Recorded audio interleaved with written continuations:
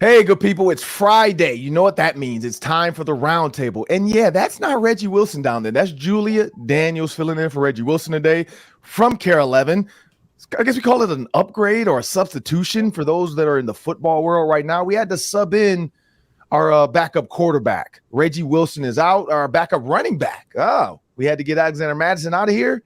Let's bring in another running back. We got Ty Chandler as Julia Daniels. We got Sam Ekstrom. We got Luke Spinman or Luke Inman for those that know him in the real world. I'm Ron Johnson. This is Locked On Sports Minnesota, and this is the Friday Roundtable. Hey, everybody, I know we're excited about so much in sports. We know the Titans are in town. There's a game tomorrow, but we got to get locked. I know there's some movies we've talked about. I mean, there's some crazy things going on in movies, but hey, let's get locked in on this show today. What you got for us, Luke? Yeah, Ron, joint practices with the Titans are in the books. We'll dissect the biggest takeaways from TCO coming up next. Twins heading into the weekend, 4.5 game lead over the Guardians. In the final 40 games of the year, who needs to carry the Twins to a division title? I'll have some names for you. I think some people were a little confused by the Timberwolves schedule release, so we'll break down what that trend was and what's going on with that. Confused is a small word. I would just go a lot bigger, perplexed by that schedule release. We're going to talk about that, but also Titans veterans, man, that defense. Everybody has seen the video, I'm pretty sure by now, of Garrett Bradbury getting absolutely dog walked, and then the guy hit him with a bow and arrow. That was very disrespectful, but we'll talk about that and everything else we thought about this Titans defense and the Vikings offensive line, as well as other pieces of training camp next on the Roundtable. Just everybody know, this episode is brought to you by FanDuel Sportsbook, the official sportsbook of Locked On. Just visit FanDuel.com/Locked On to make every moment more. Remember, those prop bets, those early bets are out there. You want to go get this wins, losses. The Gophers is one now, 7.5. Come on now, take the over. Go for 7.5. Take the over on that. Trust me, they're going to win 8 games. The Gophers will win 8 games. That's a lock. So go out there and put your money on the Gophers to go over 7.5 wins right now on FanDuel. But let's jump into the show. Luke, jump out there for us. Yeah, Vikings-Titans round joint practices, those are in the books. Plenty to dive in here, but let me just start here. I think my biggest takeaway for me is when you take a step back from all the individual stuff, the one-on-ones, you look at the team as a whole, was their ability after a really sluggish start on day one where, the offense looked so lethargic, they couldn't move the ball, and I get it was windy, but still, no excuses there. To come back in day two and dominate the day like they did, they flipped a switch almost, specifically in the passing game. That spoke volumes to me. And why I think that's important is because so often in the regular season, the teams that have the most success are the teams that can make the right in-game and even in-season adjustments. And I think it's easy to look at the first day of practice as the first half of an actual game. You got your butts kicked, but then you get a little breather. You regroup. You make some proper adjustments as far as what you're seeing out there, what's working, what's not. And credit to the coaching staff and the players. I think they both made the proper adjustments after day one. They came out yesterday, Ron. They moved the ball almost at will for most of the day versus a really solid Titans defense, by the way. That's what I love to see. And I think fans should feel really good about getting their first taste now of this team's ability to, rally back after a slow start, change the momentum, though. That was great. Individually, I got to say real quick, the wide receivers, they're starting to blow me out of the water, man. It's just so deep, not just the star power at the top with KJ and JJ, but all the way to the guys like Tristan Jackson, N'Keal Harry, Thayer Thomas, who you had on the show, Ron. They all look like they can help this team move the ball, and each brings something kind of different and unique to the table. So considering we didn't even see Addison or Jalen Nailor out there, I think we can definitely say that wideout group might be the deepest group on the team, and it's going to be really tough for coaches to determine which guys to keep once they cut down to 53 here soon. Yeah, let me echo one of those points, Luke, with the wide receivers. Tristan Jackson is playing his way into the roster conversation. I thought his career was in jeopardy when I watched him down on the field, clutching his knee about 3 weeks ago. He was having a great start to camp, goes down, and it's honestly miraculous that was only a week or 10-day injury, back on the field and looking great coming off of that injury as well. He's made some big catches with Addison out, with Nailor out. He's been running with the twos. Tristan Jackson is in the mix to make this roster, especially with Jalen Nailor now. We're going on almost a month where he's been injured. If that injury lingers, you could definitely see Tristan Jackson on this team, I think. Let me give you one negative as well. I didn't think the interior offensive line held up quite the way we were hoping. We knew this was going to be a big test. Tier Tart, Jeffrey Simmons, the two big names on that Titans defensive line.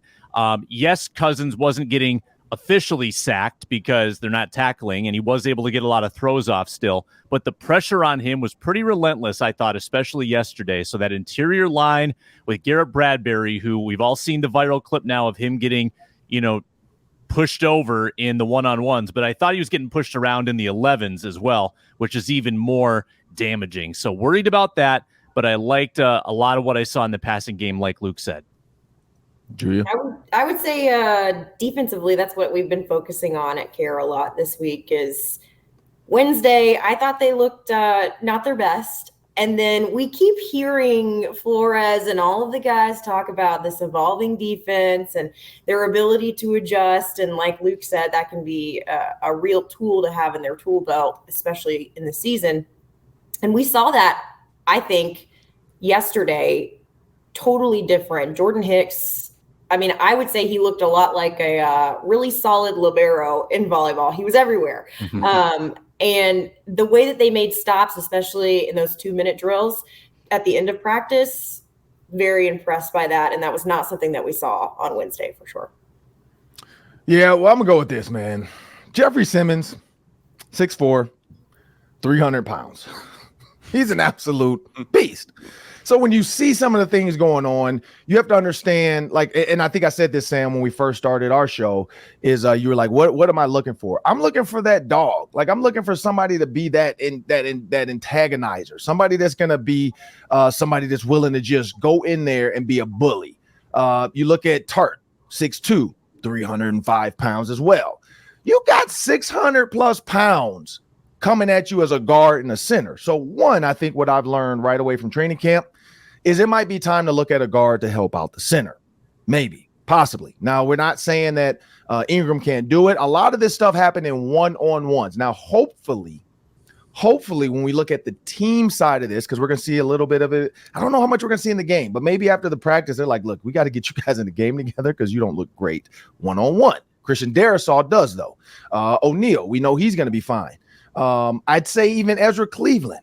I'm talking about those two inside linemen, the guard and the center. So that's the one takeaway I have is what is Ed Ingram and what is Bradbury going to be? Like, what are they going to look like when they're together? What are they going to look like when games and real bullets are flying? And that's what was nerve-wracking because when Kirk Cousins has a clean pocket, I think when we did the math, he was like number 3 in the NFL last year with a clean pocket, which there's not a ton of clean pockets in the NFL, but ESPN has all kinds of stuff.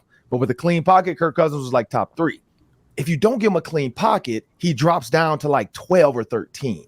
And so I think that's the key is like Kirk Cousins, we know is not like a guy that can move his feet and still make a great throw all the time. Sometimes he can. We know he's willing to take a hit like in the Buffalo game every once in a while.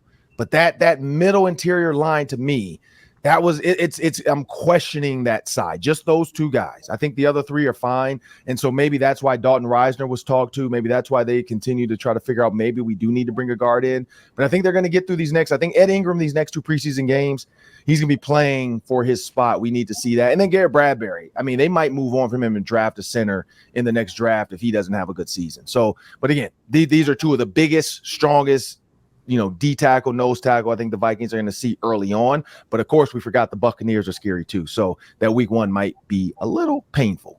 So it's time to move on to the next topic.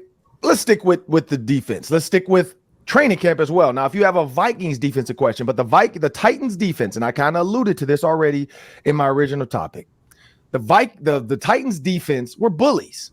They were celebrating. They were having fun, which led over to the Vikings kind of getting a little chippy too, and then their defense starting to make plays, which I think Andrew Booth Jr., the throw the ball after interception, you went way too far. Like, celebrate with them, throw the ball up in the air, but don't throw it at them. Like that, to me, again, there's lines that you can cross and not stay behind. The Titans, if you watch that video after he throws the ball, the Titans players are even over there like, oh, that's a flag. Great job, but you're an idiot. Like, that's a flag. And so it's like you do something great and then you do something stupid. You watch the coaches. They're waving the way, like, get back over here. The other players are celebrating with them because they're just like excited. But the Titans, did it with their body and their talking within the game, within the whistle. You don't see them doing a little extra stuff. Now, I will say Alexander Mattison did drop a shoulder, but you did see the guy kind of want to fight him because he's like, wait a minute, dude. Like, we weren't really going full speed here, and you just tried to drop the shoulder on me.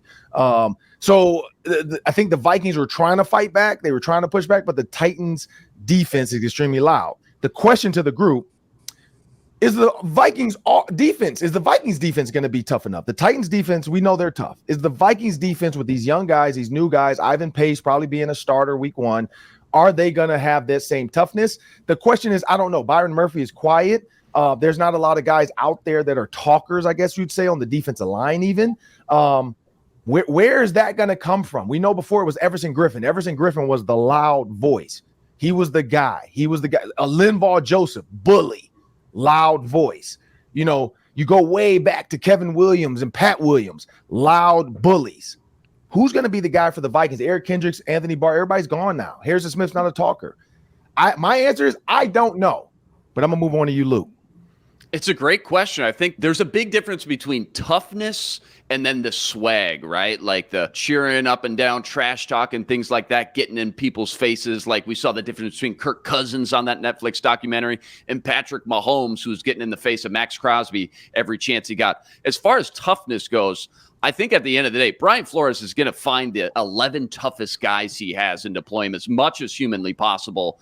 And he doesn't care about the name on the back of the jersey or the politics. If you're a first-round guy, if you're making $10 million or $2 million, et cetera. We're already seeing that, by the way, with a guy like Ivan Pace, who's an undrafted free agent. So expect a lot of highs and lows, I think, this year. But the only way to get these young guys better and to get some more confidence is to get them out on the field and let them learn from their mistakes. I think you're going to see as the season progresses, you're going to see this unit gain more confidence with the system. And when that happens, big plays are going to happen. When big plays happen, then you'll see a little bit more swag, some more excitement, some more trash talking going on. But they just need to log some real snaps under their belts, get comfortable with the scheme once the bullets start actually flying to gain that confidence. Then the rest will come over time. To answer your question, Ron, I'm with you. I have no idea who's going to be the big smack talker out there. Brian Asamoah, I guess, would be my guess. But again, as far as toughness goes, Harrison Smith, guys like that, they maybe don't play with the swag, but they got the toughness for sure that Brian Flores is looking for.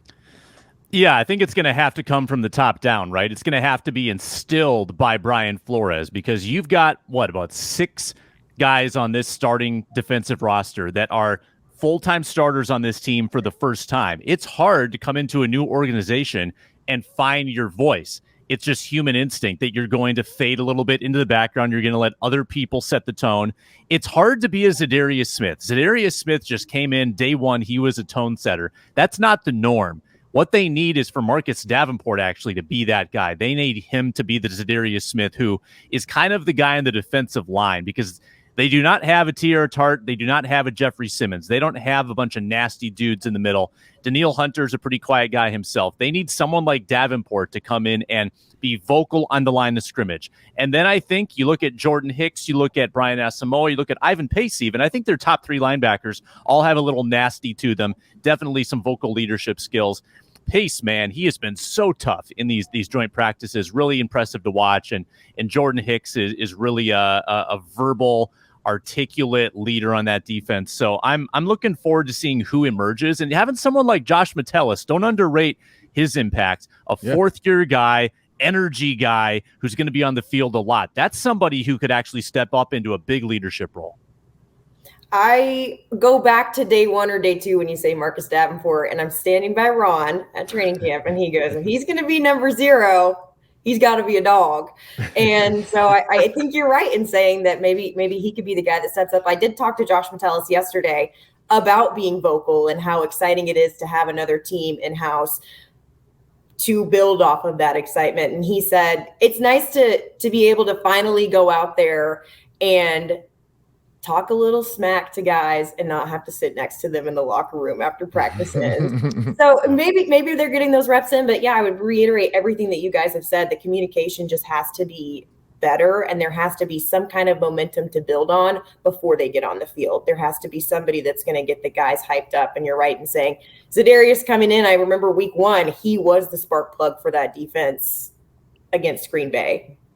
Somebody has to be that guy. And it's hard. And the same thing with what you said, Luke, is we saw it last week with the defense. The guys they're going to make rookie mistakes, but they have to go out there and do that before they're able to fix. That's how they work.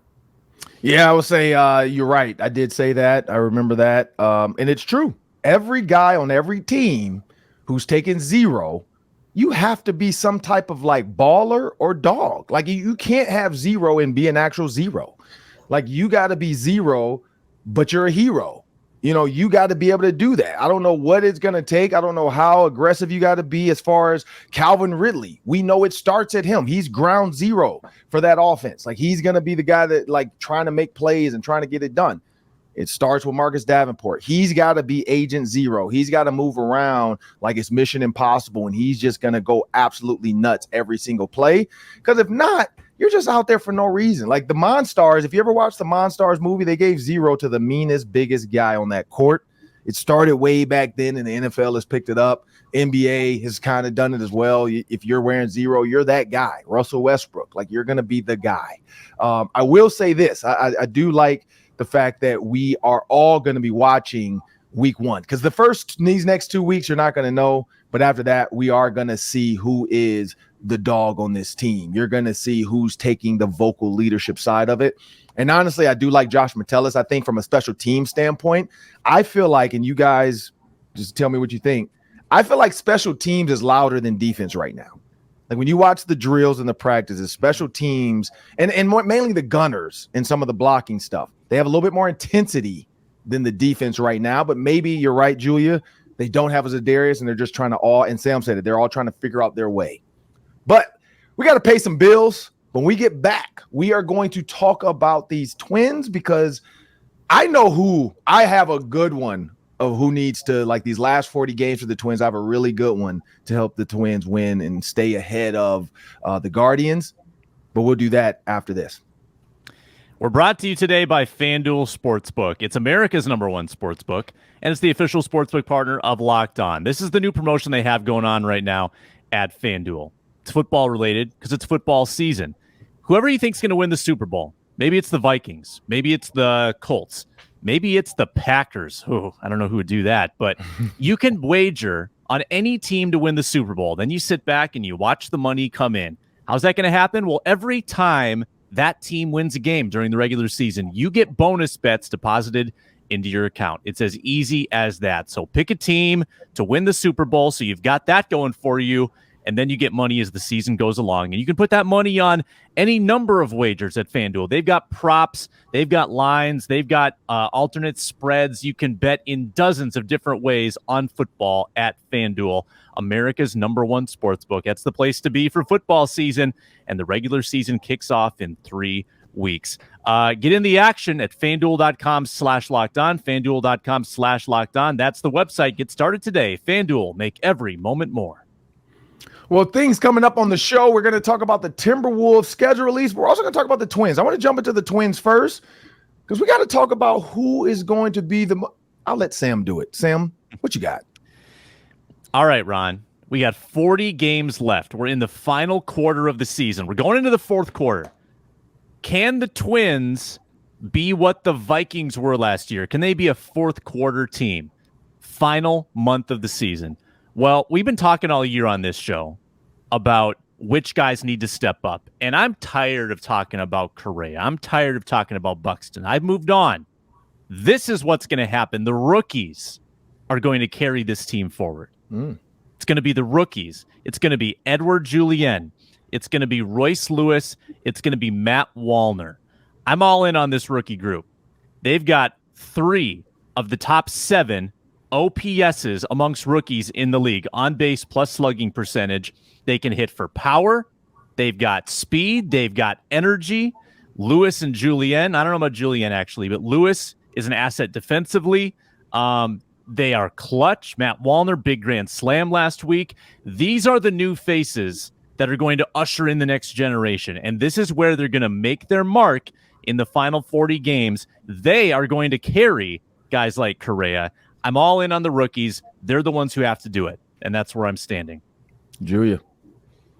I would say these last. Well, okay. So let me preface this by letting everyone know this is only my second season with the Twins. I really only got half a season, and what I saw in September last year was tragic. Yeah. And I'm hoping things don't go the same way. I would say Matt Wallner, man, you question, is it just beginner's luck? What's going on right now? You also worry a little bit about, with his hitting right now, a slump coming soon. And you're thinking, well, maybe these next 2 weeks he can have a slump. So by the time we really need him, then he's back where he needs to be. But yeah, I would reiterate exactly what you say, Sam. These younger guys are the ones that they have to rely on right now. Also, I think the rotation of the catchers with Vasquez and Jeffers, I think that's working really well for them rather than just relying on Vasquez. And also having Jeffers DH too has been a really nice addition to their lineup as well. He's been great. Because he's been hitting so well lately. I would also say, who knows? Maybe Brooks Lee will start hitting pretty well in AAA, and then they could call him up. I don't know. Another rookie. That's right. That would be exciting. I mean, he sees, and I talked to him last week about that, and he said it's really refreshing, and it gives him a lot of hope to see young guys, number one, get opportunity, and number two, take advantage of those opportunities. So yeah, Sam, I would 100% agree with you. Yeah, you guys nail it. It's almost scary how different this lineup looks the second Rice Lewis showed back up onto the field. I mean, he's already proven such a little small sample size, too, how much of an impact he's got with his bat. Definitely the spark I think they've been missing to start stringing together some real actual momentum, not just win 2 games, lose 2 games, win 3, lose 3. Gain some confidence during this last 40 games. He's hitting .331, 1.3 WAR through 40 games. He's exactly as advertised and is showing off why he was the number 1 overall pick. So I think Sam's right. I think between him and Edward Julian specifically, who's also been a huge boost, by the way, along with Jeffers, Wallner, Kirilloff, that's 5 young bats that can give the Twins a little spark, some fresh legs they've needed, finally take some pressure off the veterans like Kare, Buxton, Kepler at the right time, just to close out this season. And I think it's a good balance with a great little mix of young, raw talent, along with a few crafty vets for these last 40 games. Here's where I go with this. They got to get this figured out, right? But here's who needs to carry the Twins to the promised land the next 40 games. Shane Bieber, Cal Quantrill, Tristan McKenzie, Gavin Williams, Tanner Beebe, Logan Allen, Noah Syndergaard, and Xavier Curry. Do you guys know who that is? The Guardians pitching rotation? Yep. That's who needs to carry the Twins. Because at this point, the Guardians just need to lose. Like, because if they, this is the thing, Noah Syndergaard, I was like, I remember this, Sam. Like, I kept saying, like, the Twins, I'm glad the Twins didn't, because he's not on this year. Like, he's 2-6. Like, there's no, Gavin Williams is actually, and Tanner Bibby are actually having the better season. Gavin Williams, hasn't gotten a lot of throwing in, but Bibby, solid season. Bieber, when you're 9-2 for Bibby, like, I don't want him pitching.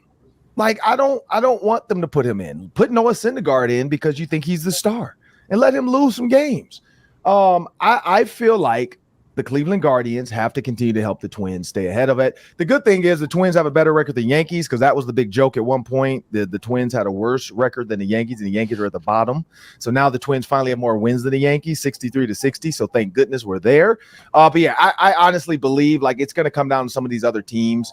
Nothing against the Twins. I think they can hold on to a 4.5 game lead with 40 left. But I think it's going to come down to how some of these games. And the Tigers play the Guardians. So looking forward to that. The Tigers playing the Guardians, so we'll get to see if the Tigers can knock the Guardians down another peg and just keep helping the Twins build that lead up.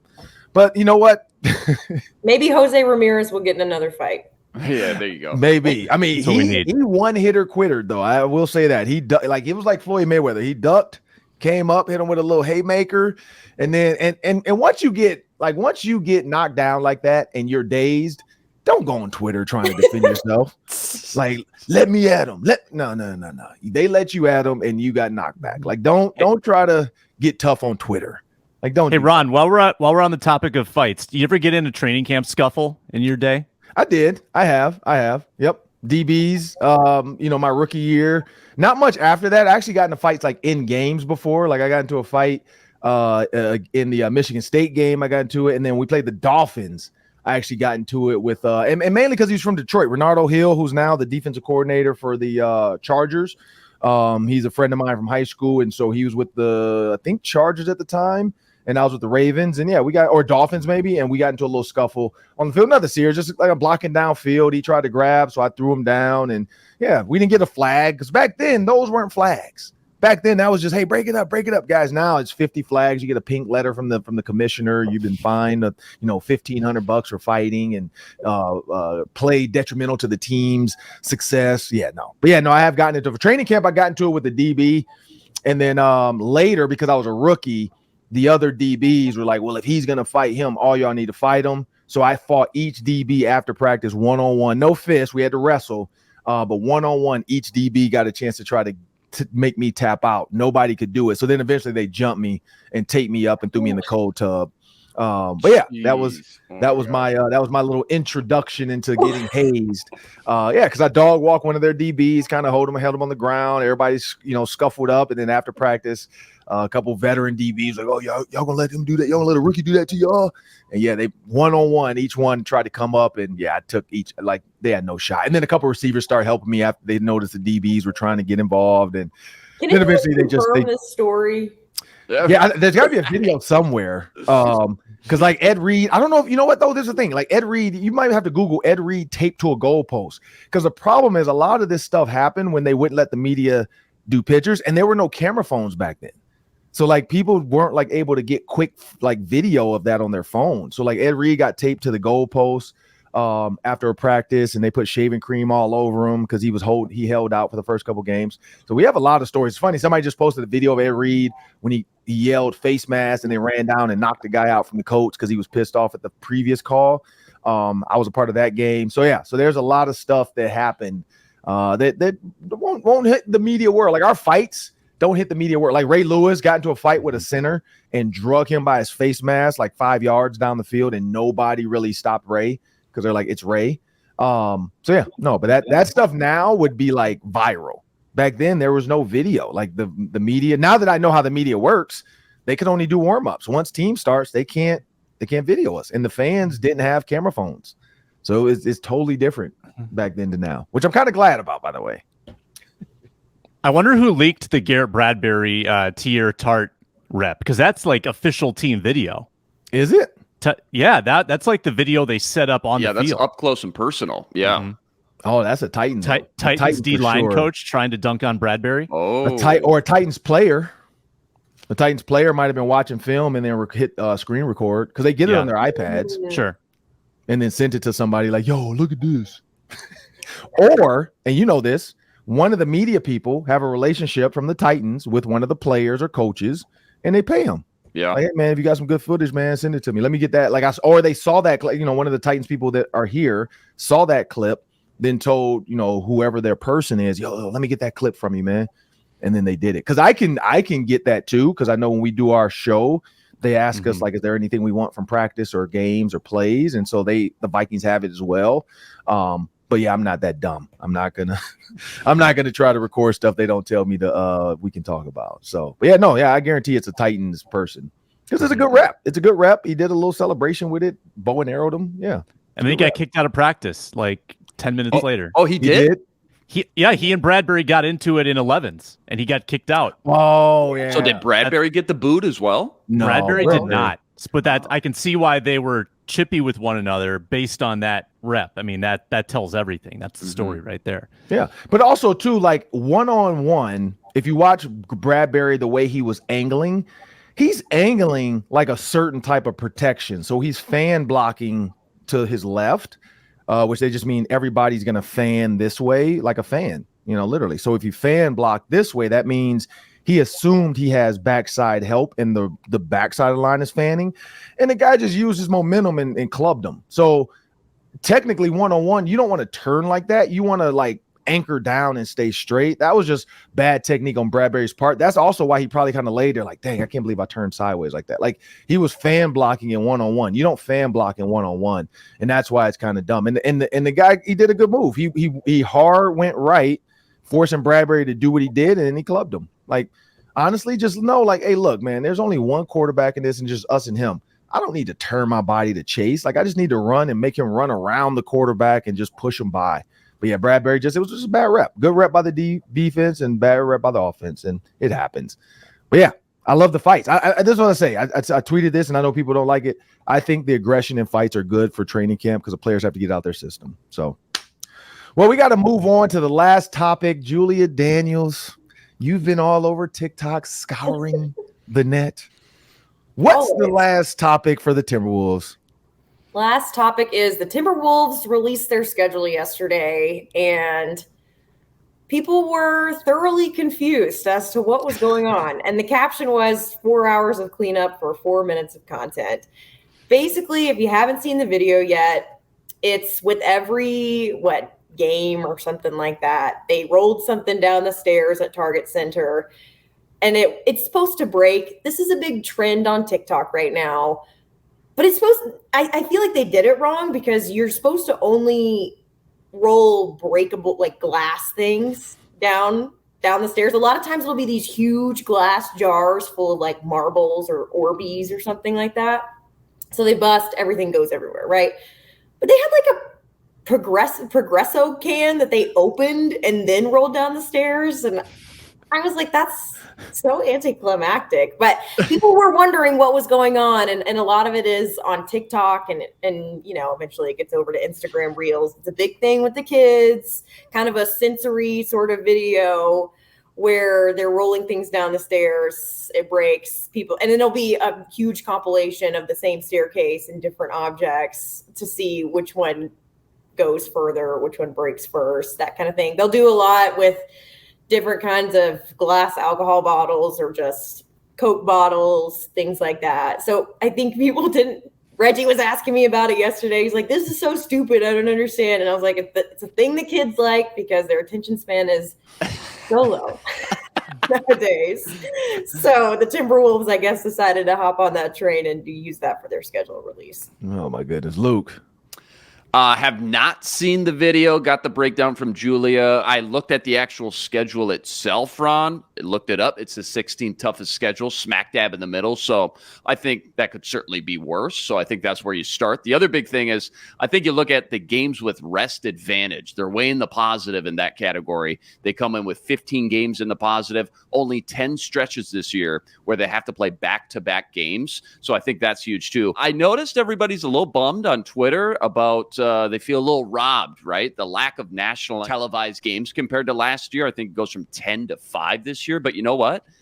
They stunk on primetime last year. So maybe switching it up isn't necessarily a bad thing. And frankly, too, when you're the 8th seed and get bounced in round 1, 5 primetime games is about what you deserve anyways, to be honest. So same thing with the tough start. Last year they had a quote-unquote, if you remember, easy schedule out the gate with a lot of home games. They didn't really do anything with it last year. This year they got 15 of their first 17 games versus teams that, at minimum, qualified for that playing game. So knowing this team, that might be a good thing because, again, they stunk it up last year versus, remember, those bottom-of-the-barrel teams too. And I think it's a great way to distinguish yourself amongst other top teams in the NBA as well. So big picture, tough start, pretty nice soft middle of the schedule, and then a tough stretch to close. All in all, when you got the 16th toughest schedule and end up way in the positive when it comes to rest advantage, I think that's a win in my book.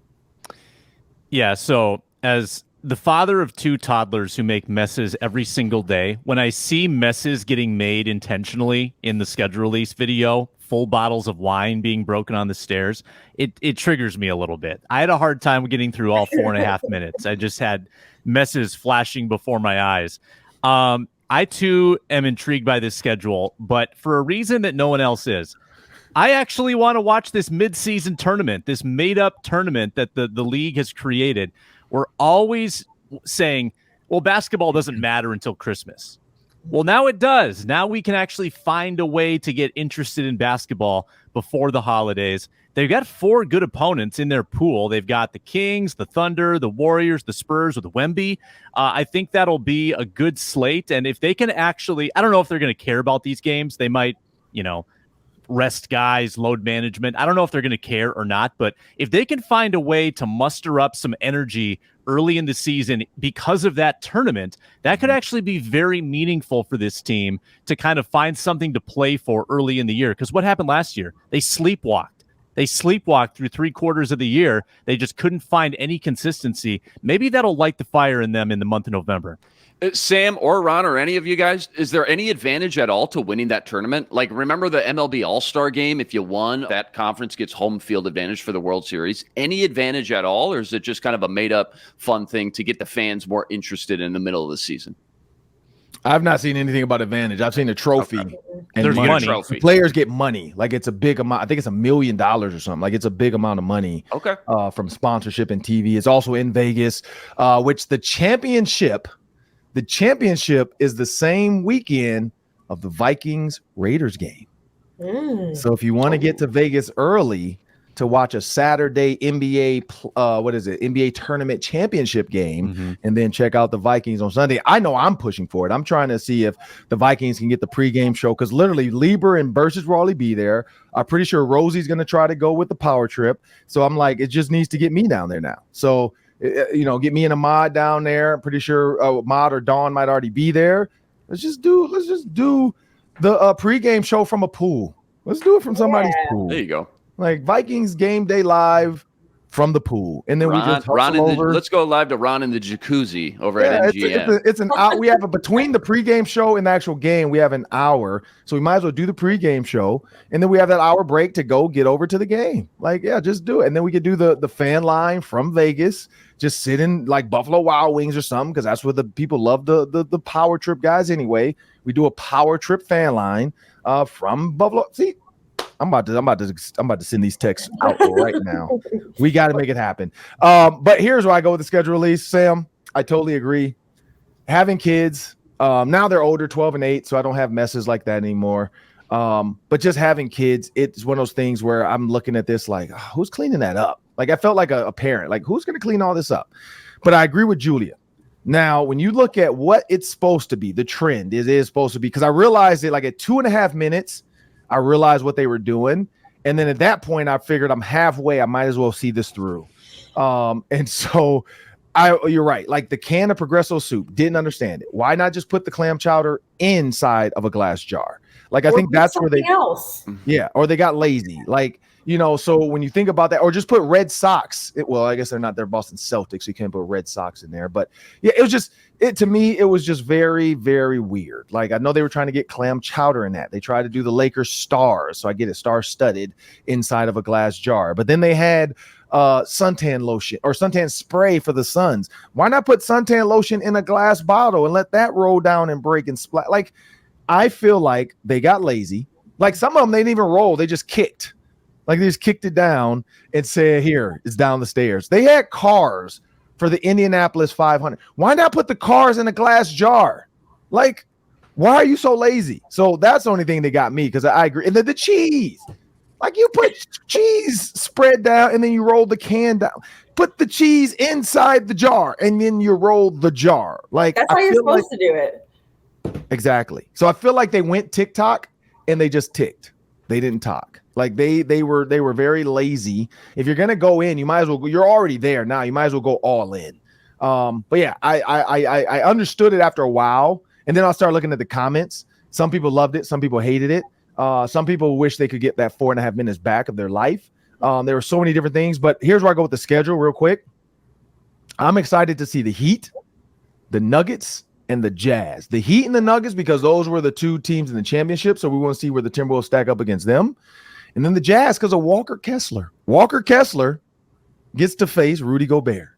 And if he dominates Rudy Gobert, I promise you for the rest of the season, I am done with Rudy Gobert in the Timberwolves. Like, the fact that you could have had Walker Kessler for free without any of these draft pick stuff you gave up, 5 first-round picks, and he's going to dominate Rudy Gobert. Walker Kessler, Anthony Edwards, Karl-Anthony Towns could have been your big three. But no, you want to go get the French Tower. But that is what it is. But you know what, people? We got football coming Saturday. Vikings are playing the Tennessee Titans at 7 p.m. 7 p.m. Vikings game day live will be at 6 p.m. 30 seconds, real quick before we get out of here. Really quick, get around the horn. Luke, what are you excited about to see on Saturday? I'm excited to see more of these young guys continue to just kind of step up into bigger roles that we haven't seen. And then also, we brought it up earlier, but this wide receiver competition, this thing's going to come down to the wire. Obviously, the first four guys are set in stone, but past Rager and Powell, you got guys like Thayer Thomas, N'Keal Harry, Tristan Jackson's back. Very interested and curious to see how these guys perform on Saturday and who's got the slight edge going into the roster cutdown day. Yeah, it looks like Ty Chandler could really put the clamps on this RB2 deal on Saturday because Kene Nwangwu is still out of practice. If we get another big Chandler performance, I think that he wins that job. And then I'm watching the safeties. I want to see what Lewis Seen can do in another game back. I want to see what Josh Metellus can do. I want to see what Theo Jackson can do. Theo Jackson's been a sneaky good player in this camp. So that's one offense, one defense for you. I want to see Andrew Booth learn from his mistakes. Yesterday, Flores said it himself. He's been up and down. I think that was his nice way of kind of commenting on how Andrew Booth's training camp has gone so far. But we saw him make mistakes, crucial mistakes in this last preseason games. And I also was watching him on Wednesday and yesterday and saw the adjustments that he made. Does he get a little overzealous sometimes? For sure. But I'd be interested to see maybe some growth from him tomorrow. A little overzealous? He is past zealous. I don't know what's the next letter. We need a 27th letter to talk about what he is. He's super fragilistic, expialidocious. Like, he goes way too far. But I do agree with Julie on that. I want to see Andrew Booth Jr. And does his emotions stay in check? Because this practice, it's tough to go to sleep after all these fights and then wake up Saturday and then go all day Saturday with your nerves and then get into that game. And the first time something happened, do these guys realize it's for real now? We're not in practice and we can't just fight and throw balls at each other? Or does it carry to the field? I want to see also, you got Jalen Naylor, who's not in. Who's going to really step up? Tristan Jackson has shown recently that he might be worth more than Jalen Rager. And Brandon Powell can actually help Tristan Jackson, because if Brandon Powell wins the punt return job, you don't need Jalen Rager. So then who do you need? You need Tristan Jackson. So it could be Justin Jefferson, KJ Osborne, Addison, Powell, and Jackson to start the year with Naylor on the PUP list. And so that could be your six receivers going in, because he is a gunner. We know Tristan Jackson is a gunner. So that is your special teams guy. Brandon Powell's your punt returner. That's your special teams guy. So those, and Thayer Thomas on practice squad, N'Keal Harry, who knows what he might start on. Maybe he's on the unable to perform list just to save him, or put him on that fake IR list just to save him and see what you get in these younger guys before you decide to do it with N'Keal Harry. But I'm interested to see these receivers. That's what I want to see. I'm going to be watching them very closely, especially Tristan Jackson, because I agree with whoever said it. I think Luke or Sam. I thought the season was over. Like, we thought he was done the way he was screaming and holding his knee and got carted off and was crying. And it's great to see him back. Detroit kid. So, you know, he's come up to me before. We had a conversation about being from Detroit, blah, blah. So I'm actually rooting for Tristan Jackson as well. So that's what I'm looking forward to. And I'm going to pump him up on the pregame. So also, I said I was going to do this. Special teams coach. He and I got a chance, Coach Duran and I got a chance to talk. And I'm going to pump him up as well, because the special teams and what he's doing. Because his next role, he said, he wants to be a head coach eventually. So I'm going to make sure I pump up Duran as much as possible, because special teams is the key to winning a lot of these games. But I'm Ron Johnson. There's Julia Daniels. That's Sam Ekstrom. That's Luke Inman. This is Locked On Sports Minnesota. This is the Friday Roundtable. We want to thank you guys on YouTube, Amazon Fire, Roku, SiriusXM, wherever you're getting this content. We appreciate you guys for continuing to download, watch, share, like, comment. Tell us what you think. Let us know how many times you saw Julia Daniels' cat go by. That's the topic of the day too. How many times did you see the cat? That cat has been asleep the whole time, plotting on what he's gonna do to Julia if she ever falls asleep. Come on. Cats are sneaky, very sneaky people. Yeah. But let us know what you guys are excited for to see on Saturday. Football is back in Minneapolis, and this is what we've been waiting for. But again, people, have a great weekend.